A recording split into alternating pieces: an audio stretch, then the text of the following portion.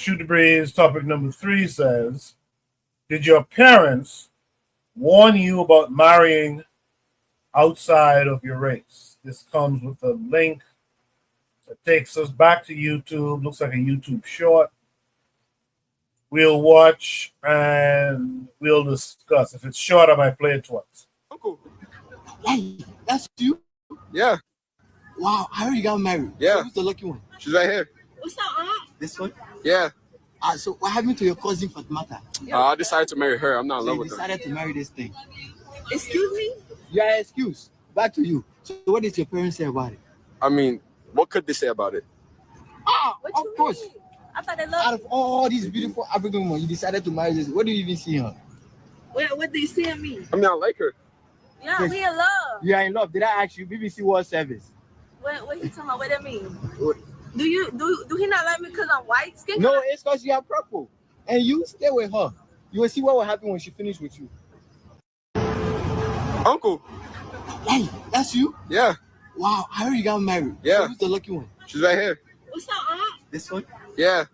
So what happened to your cousin Fatimata? I decided to marry her. I'm not in So love you with her. decided to marry this thing. Excuse me? Yeah, excuse. Back to you. So what did your parents say about it? I mean, what could they say about it? What Of you course. mean? I thought they Out loved of all these beautiful African women, you decided to marry this. What do you even see her? What do you see in me? I mean, I like her. Yeah, Yes. we in love. You are in love. Did I ask you? BBC World Service. What he talking about? What that mean? What? Do he not like me because I'm white skin? No, it's because you are purple. And you stay with her. You will see what will happen when she finishes with you.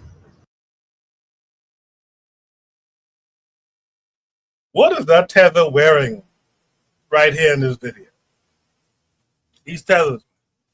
In any event, should be topic number 3. Did your parents warn you about marrying outside of your race? I thought Brother Bakari. Is Brother Bakari still here? I thought he stepped down. Yeah, I'm still here. I was gonna step down after this. I'm here. Can you hear me? Yes, sir. Yes, sir. Okay, since you're gonna step down after, let's start with you. Did your parents warn you about marrying outside your race? What are your thoughts? Hell yeah. Now the only reason it was not just a warning. Don't bring them to my damn house. You know how some people use the phrase if they can't use your cone, don't bring them home. Or they say my folks will tell me. Now my folks just straight. If they ain't black, don't bring. If she ain't black, she ain't welcome in my house. I told you that I was messing with my mama because my friends thought I was playing when I was stationed in Korea. I called mama and I was like, "Mama, I just met this. I got a baby on the way with this Korean lady, so we gonna go ahead and get married." And I was just clowning, and my mama was like, "Well, you know, you when your time up, you come home. Believe that Korean woman and that Korean baby over in Korea, they ain't coming to my house." So yeah, hell yeah, I was. Hell yeah, I was told if they ain't black, don't bring them here. And I was also taught not to speak negative about black women, and that's probably why I was taught that from the time that I was little, because black women have gone through so much in this country. So that's, but yes, I hear the mic. Appreciate that, Brother Bakari. Thanks for joining us tonight. Brother Anthony, what say you to this? Yeah, it was understood though, Coco. It was understood. It was pretty much like Bakari, like what Bakari said. It was pretty much understood because like the thing with like what our elders like in my family, all you know they it was always that if you mess with a white girl, you know it's going back to hey you can get lynched. You know, because like my great grandmama and them, my grandmama, they grew up at a time where they were still lynching Negroes. You know what I'm saying? They were lynching brothers. And so it was always a thing with them and my family, like, don't mess with that white girl. Don't mess, you know, because you can get killed. You can get in trouble behind them. You know what I'm saying? Like my mom, for example, like she didn't come out and say don't mess with a white girl, but she would always just say, you know, to me like, you know, son, you got to make good choices.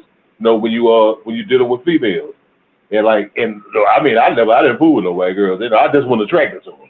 I mean, even before consciousness. Black women is all I knew. And like, you know, I just always wanted a woman that was kind of like my mama. You know what I'm saying? You know, because all the love I got from my mom, you know, I mean, I want somebody who won't give me the same kind of love. You know what I'm saying? But you know, in a wifely way, in a girlfriend way. So yeah, you know, it was just understood, man. You know, it didn't have to be. They didn't have to say, "Don't mess with a white girl," or "Don't get an interracial." But I don't think anybody in my family that I ever known has ever messed with white folks. No, on an interracial level. I've never heard. They may have, but I never heard of. But it was just understood, man. You know, the folks in trouble. You know, stay away from them. I'll leave it right there. Appreciate that, Brother Anthony. War Drum in the chat said the warning was issued around 12 or 13. Earlier, he said, "Whoa, Vicky, yeah, no." He should have known better with some laughing emojis. KW Don 7 said something interesting. He said, parents in the Canadian diaspora do not warn their children about miscegenation and then complain about it after the fact. That's interesting. I think that's a common thing. We kind of let things play out and then want to get vexed after it plays out. Trigabi said the uncle was smart. Wardrum also says, Trigabi also says, this question is always interesting because I feel like it fluctuates either between different regions of the black world, and some argue it changes based on gender. Lastly, he says Latin America, they probably tell them to marry white, but the United States, they have a different message because of race dynamics.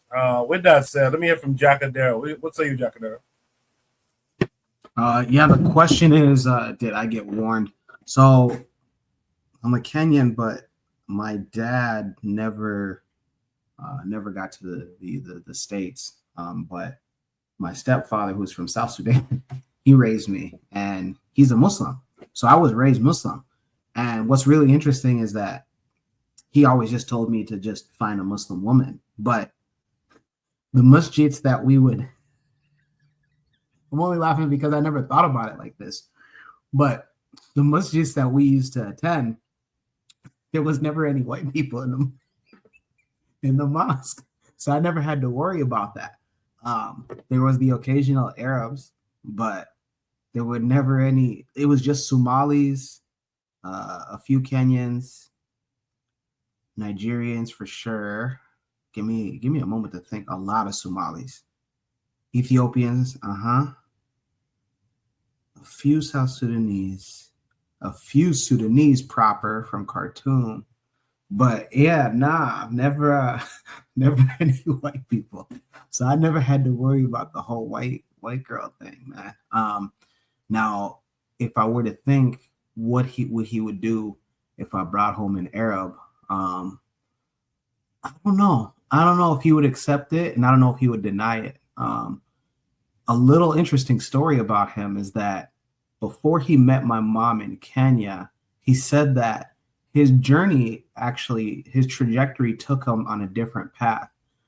If he's listening, I know he's gonna laugh, but his journey, he said that when he was attending regular prayers, so there's Jamia Mosque in Nairobi, for those that ever venture out in Nairobi. It's the biggest masjid in Nairobi anyways.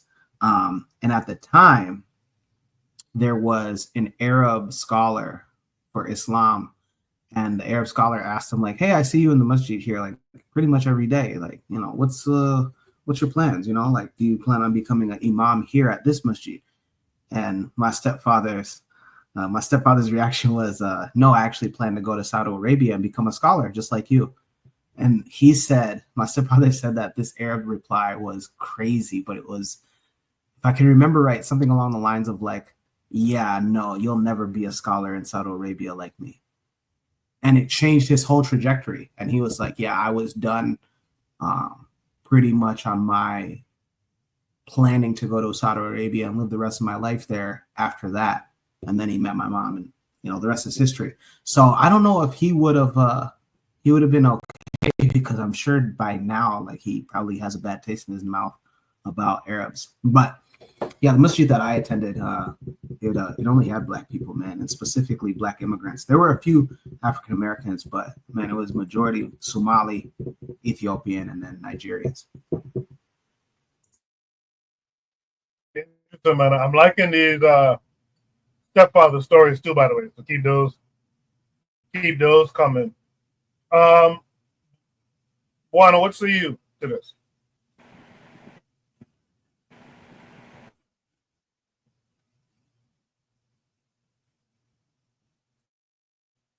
Juana, your mic is muted if you're talking.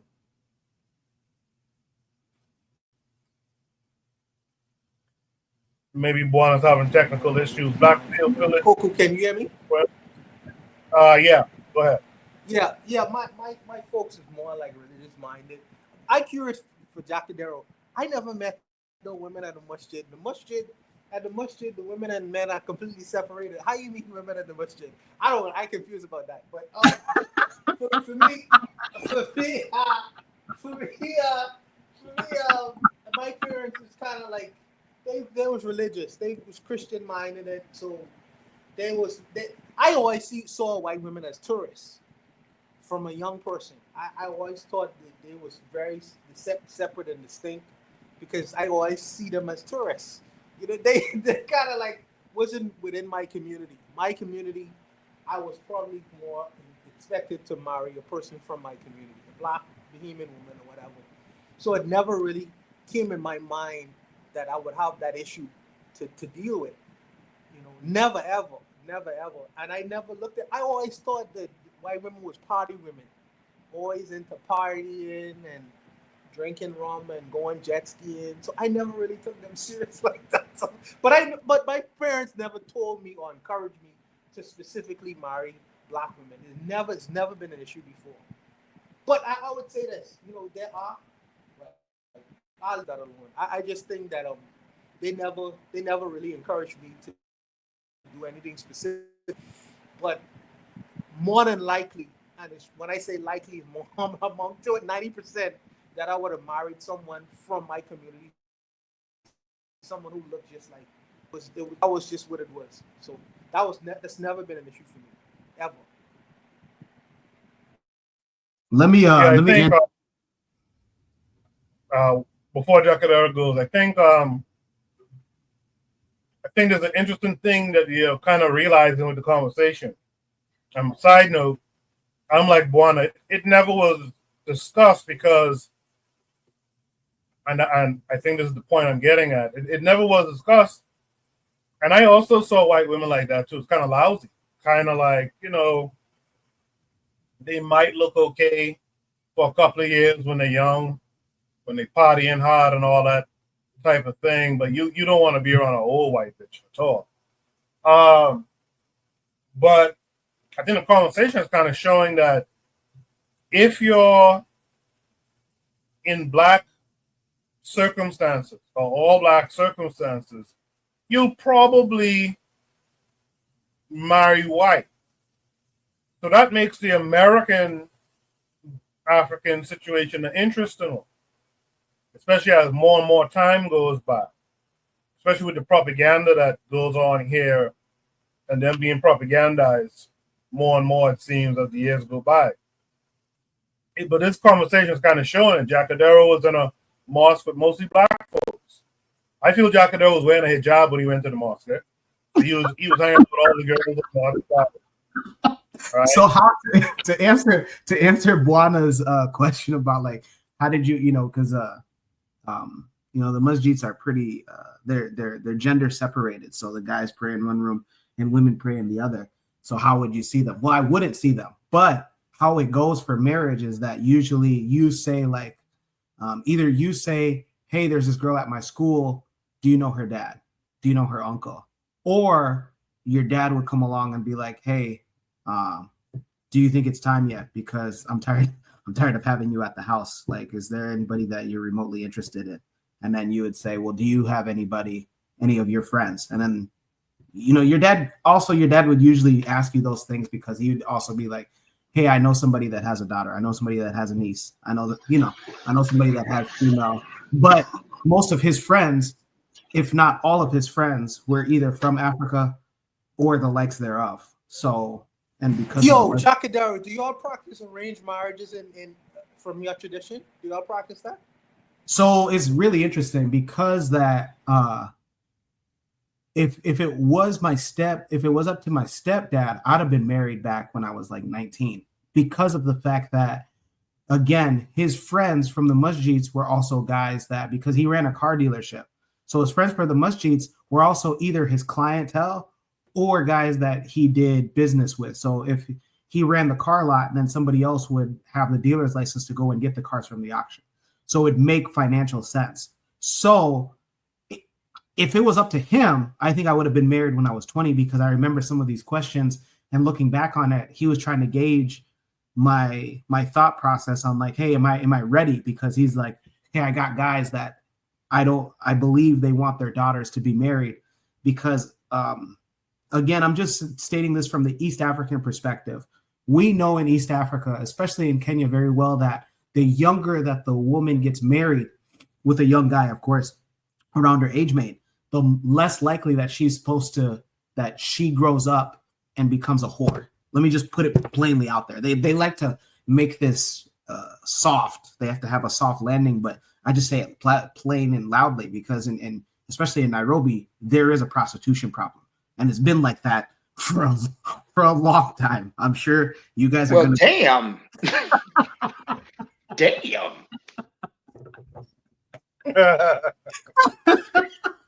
Let's just put it out there. Hold on, Jacadero,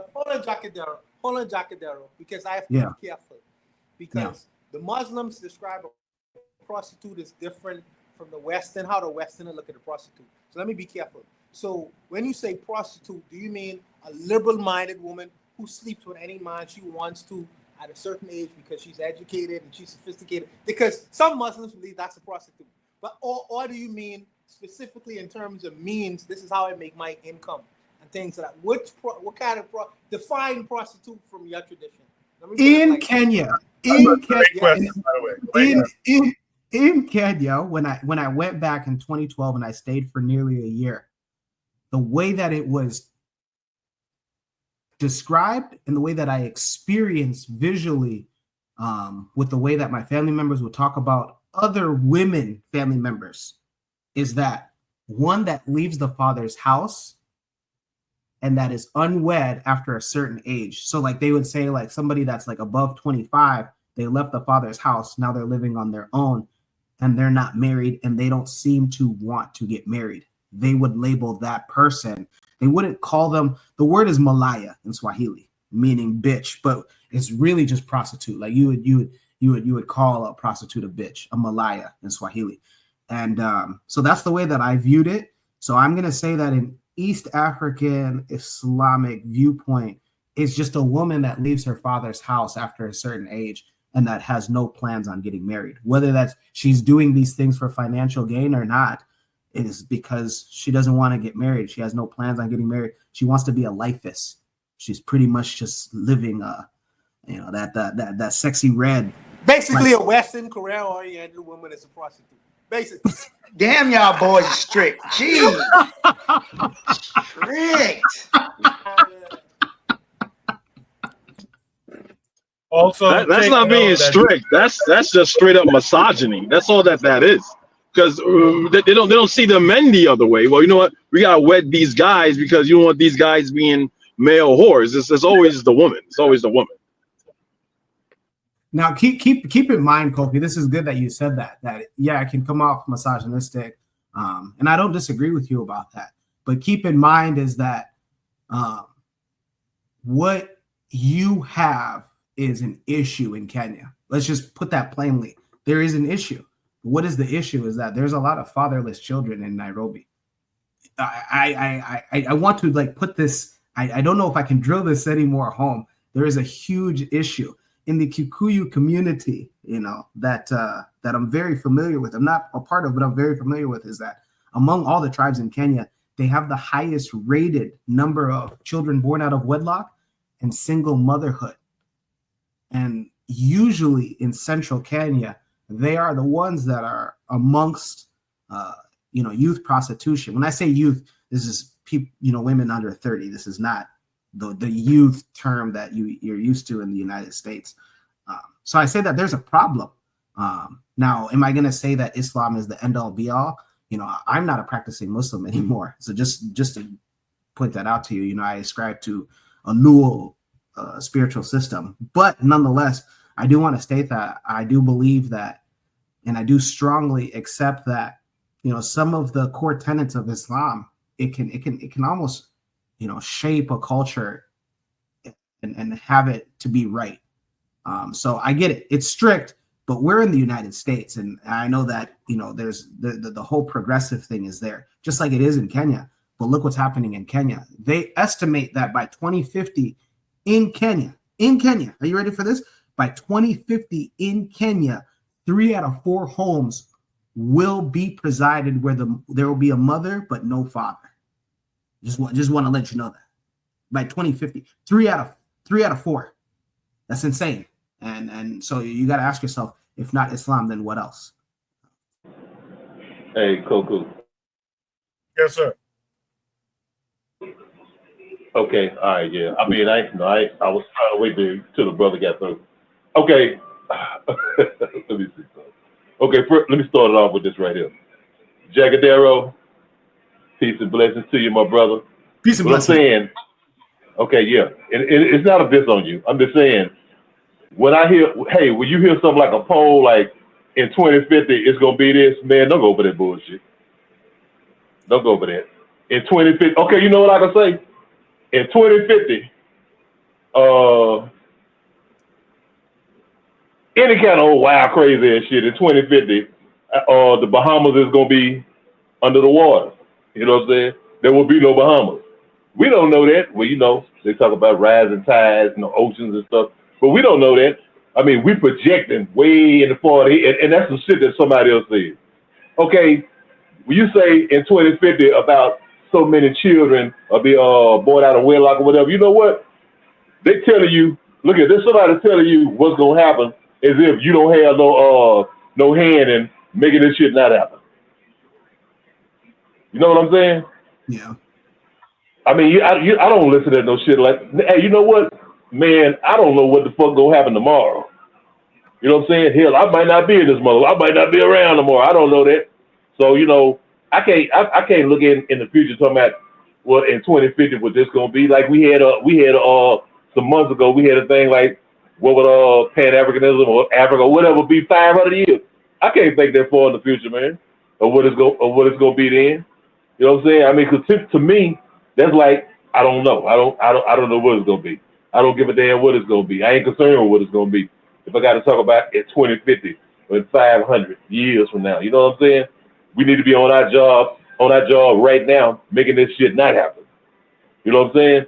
So if they didn't already gave you the headlines that in 2050 it's gonna be like this in Kenya with these children, we need to start working right now to make this shit not happen. Okay? We need to do the work. We need to get all our job. Okay, that's one thing. The other thing was, man, you know what? We went from interracial relationship all the way down to border and talk about was a prostitute. You know what I'm saying? Hey man, I mean, come on, man. We got to get. Look, man. This is all I'm saying, man. Okay.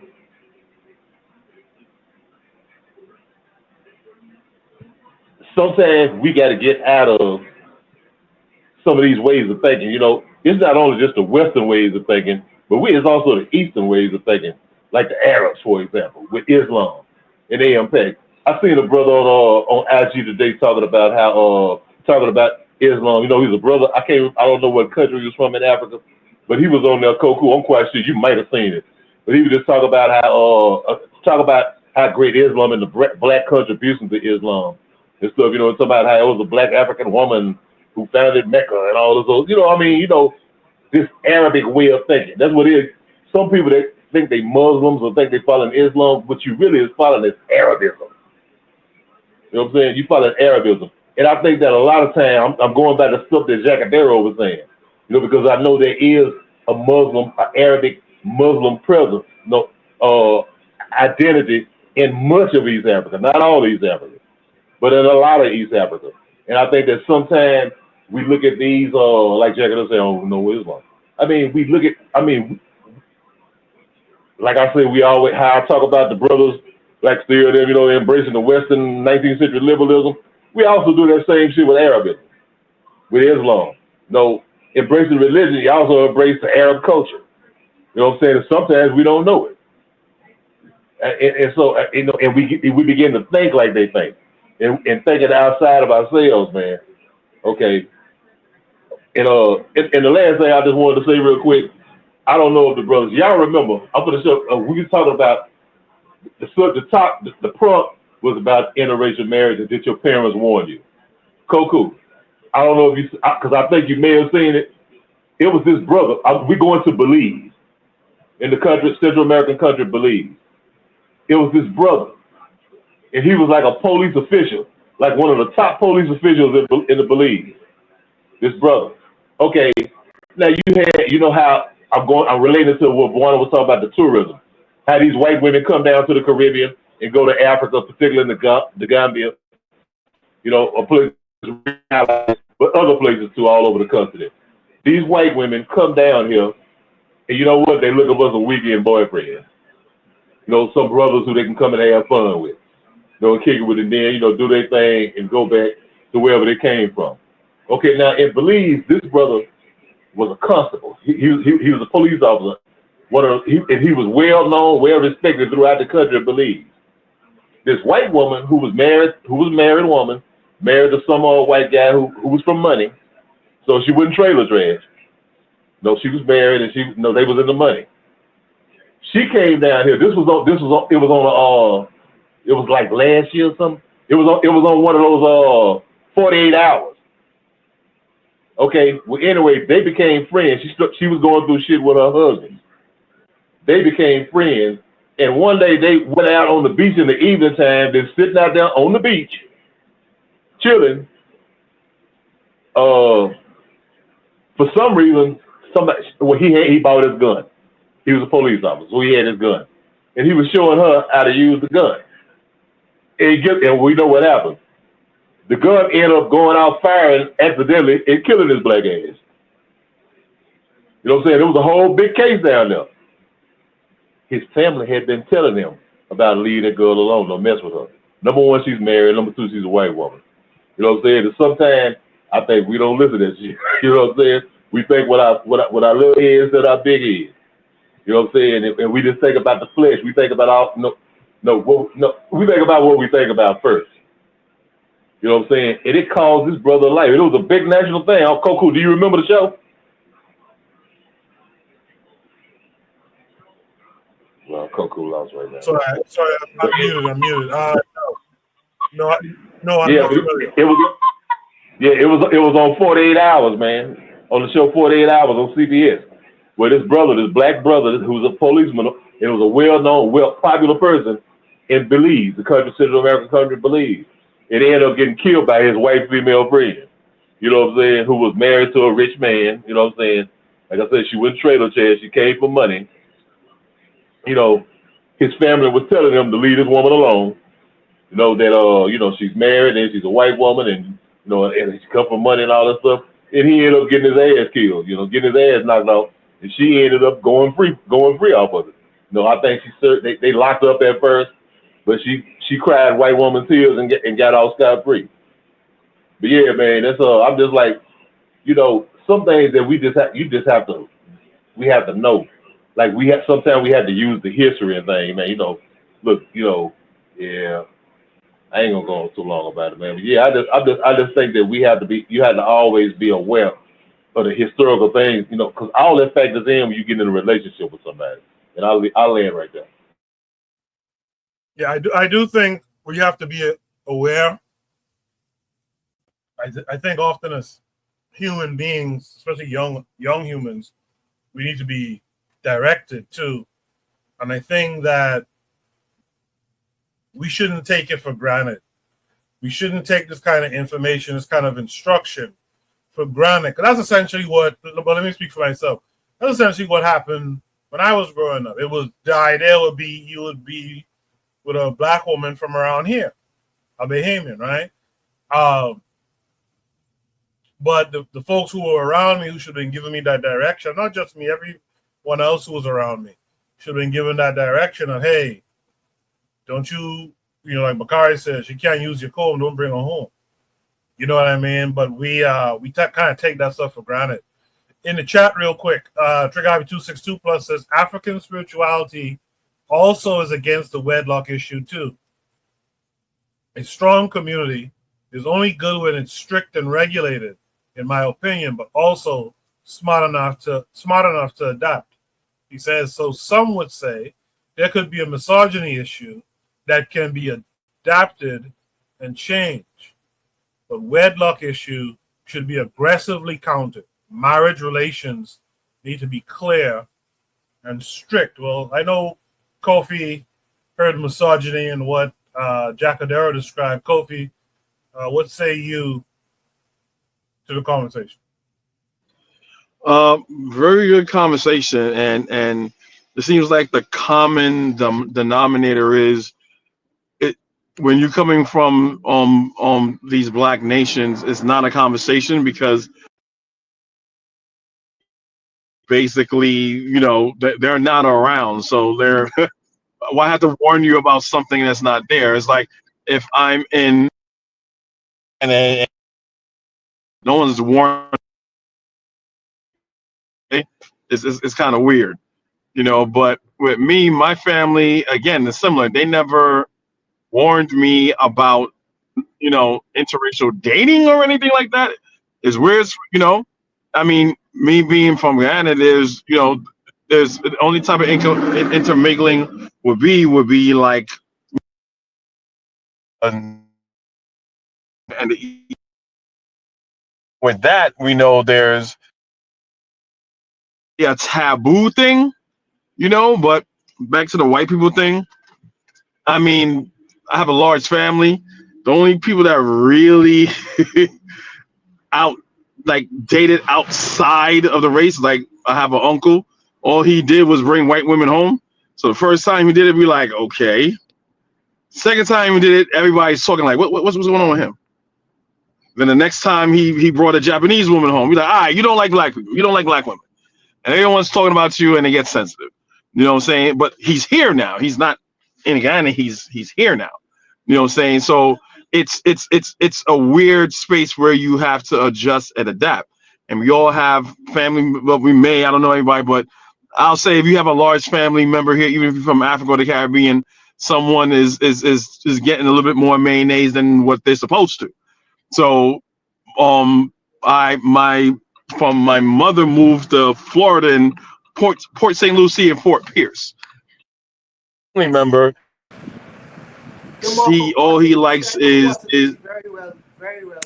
Very well. Yeah, and it's a mixed bag over there. And I'm telling my close family member of mine, where he's younger, we telling him, you need to stay away, from these white people because this is the South. You don't know. It's a mixed neighborhood. You don't know what type of white people we're going with. To the point where the person knew, like, we know how I'm not racist, but you get enough white people, you're gonna get somebody that's racist. So when it comes to me, I don't advocate interracial dating or especially marriage. I don't do that with black people because it's a mess. So it's so bad down there. There was like, hey, look, someone told him, stay away from these white women. They may like you, but they have family that's not gonna like your black ass. So they told a story one time. They had this girl was seeing this black kid, right? She asked the black kid to come over. Yeah, come over to my house. You can relax. You can do this, that, whatever, because no one's gonna be home. Her father wasn't home. Her father came early one day. She was somewhere else in the house. He came in, saw a black guy in the living room, just shot and killed him. Because why? He thought he was an intruder. No way my daughter's with any niggers. You see what I'm trying to say? So this is something that we have to be aware of.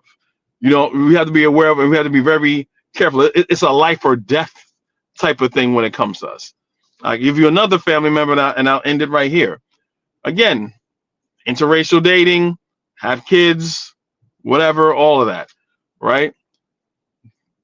The white female, lovely, not racist, all of that. But she has racist family members to the point where my biracial little family member cannot go over to grandma's house because granddad is racist. It's like, why are we putting ourselves in these situations? And I'm not something of the person say love is love. Bullshit. There's no fucking such thing as love is love. You make a cognitive choice to deal with people on a certain basis before you even fall in love with them. You have to deal with them, socialize with them. So if your mindset is like, oh, it's no big deal if I, be with this white person and we have kids, everything's gonna be hunky dory. No, it's not. It's not. You know what I'm saying? It's too many beautiful black women out here for me to even fathom being with another person that make my life more difficult. My children, like why? Why do I want that headache? I got too much love for myself and for my people. But that's just me, and I land my plane right there.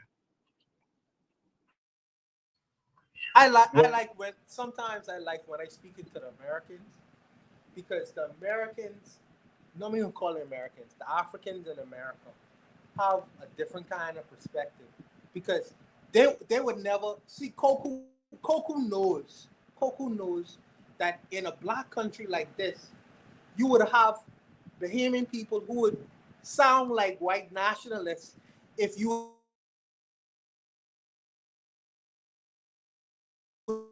today. So you have differences where it sound like the person is a white nationalist.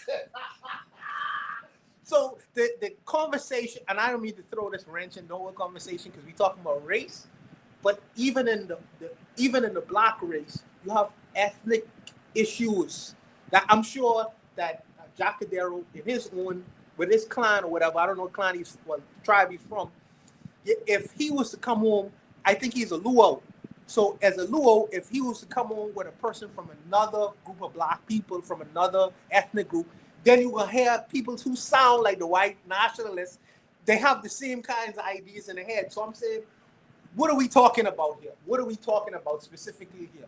What are we talking about? What are we talking about? Make it plain. Make it plain for me. And I'm a proud Luo, by the way, as well. Well, let's money. Let's go to Black Steel, who usually makes it plain.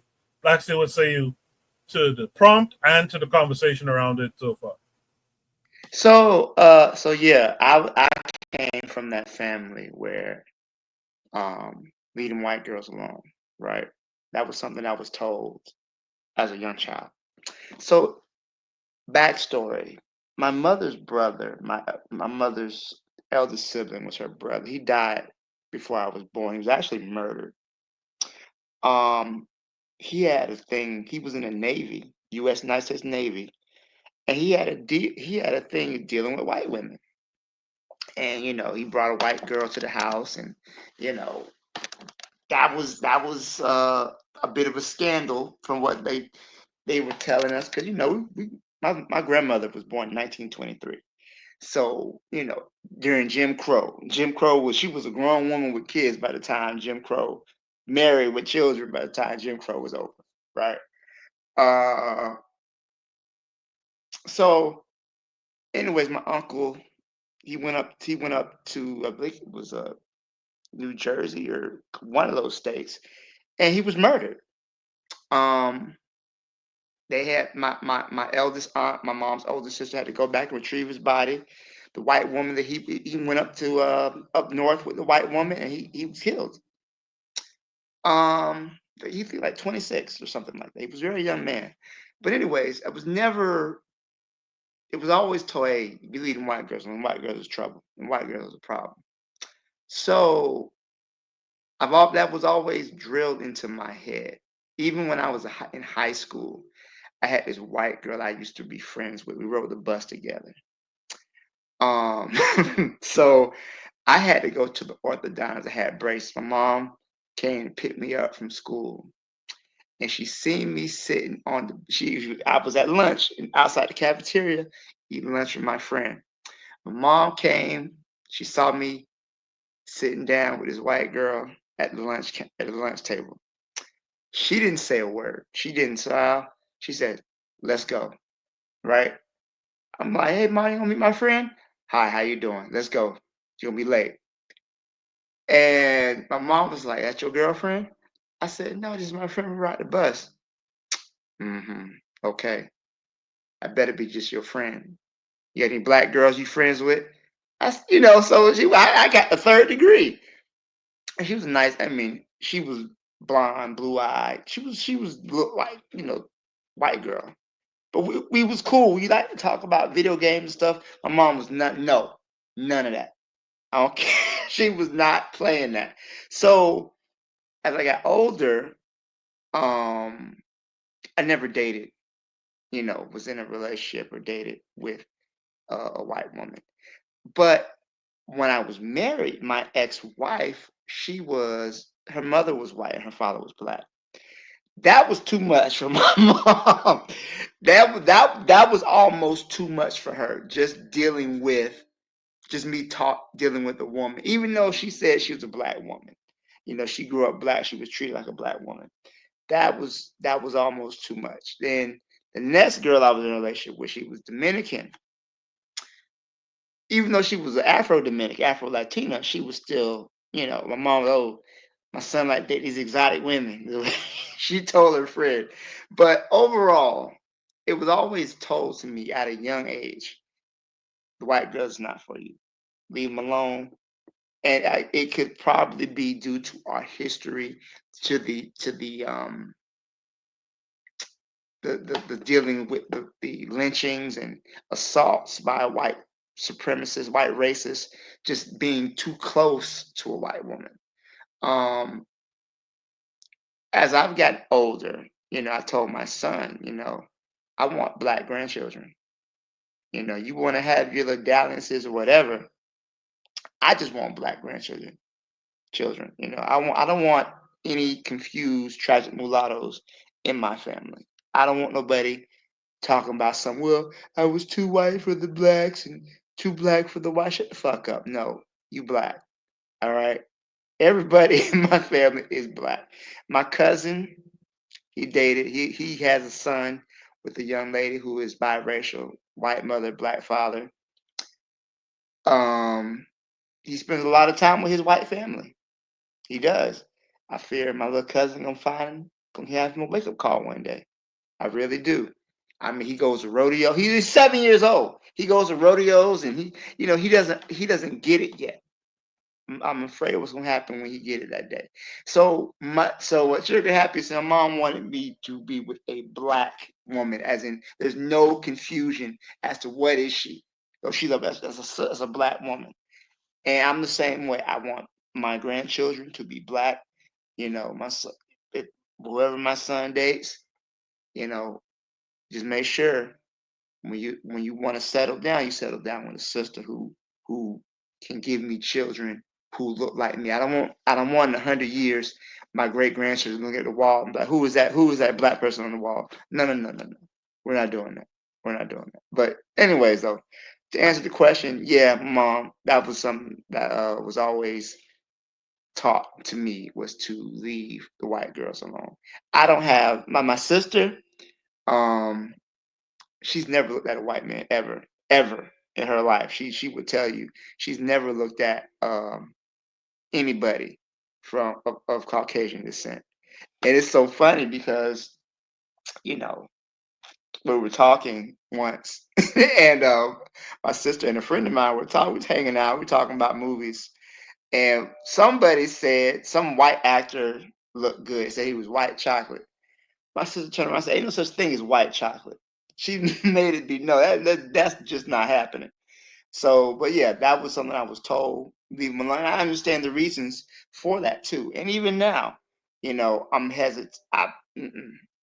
Number one, I tend not to find white women attractive. Now, first of all, they can be very nice. I got a cousin. All he do is play in the snow. If it ain't snowing, he ain't going. All right, that's his thing. And I see the young lady. She's nice. She cool, whatever. But for me personally, she got to be black. She got to be black. Now she could be black, and she can be from the continent or from the islands or South America, but she has to be rooted within she has to be an African. Her ancestors got to get on the slave. Maybe the slave ship dropped her ancestors off a little bit sooner, or maybe she was on the continent, but she does have to be a woman of African descent. And that's how I was taught, and it's worked pretty well so far. So I'm done. Thanks. Yeah, clearly you can see the difference. Your surroundings really, really play a part. But it also reminds me, like I said earlier, that you can't perform negligence just because the fact that you're in a so-called black nation, the idea that you would have to look at it that way and define it that way, we should really be teaching our youths that it's unacceptable to bring home a white spouse. It's completely unacceptable because, so even, so just to reiterate, even though you might be in Jamaica or Antigua, the Bahamas, or Haiti, and every day you look around and you see black, black, black, black, understand why that's necessary, why that happened. And so you should also, by extension, be teaching your children to be wary of these people and to avoid them, you know what I mean, and get with other black people. Is there any last thoughts on this prompt by anyone? Okay. Yeah. Go ahead. Okay. All I was gonna say was one thing, to tail end off of what Black Steel say. If you want to see the continuance of these beautiful black people that we have, whether they black people in this country or black people in the Caribbean or in Central and South America, Africa, if you want to see them continue, then you got to marry. You got to believe in black man and black woman marriages.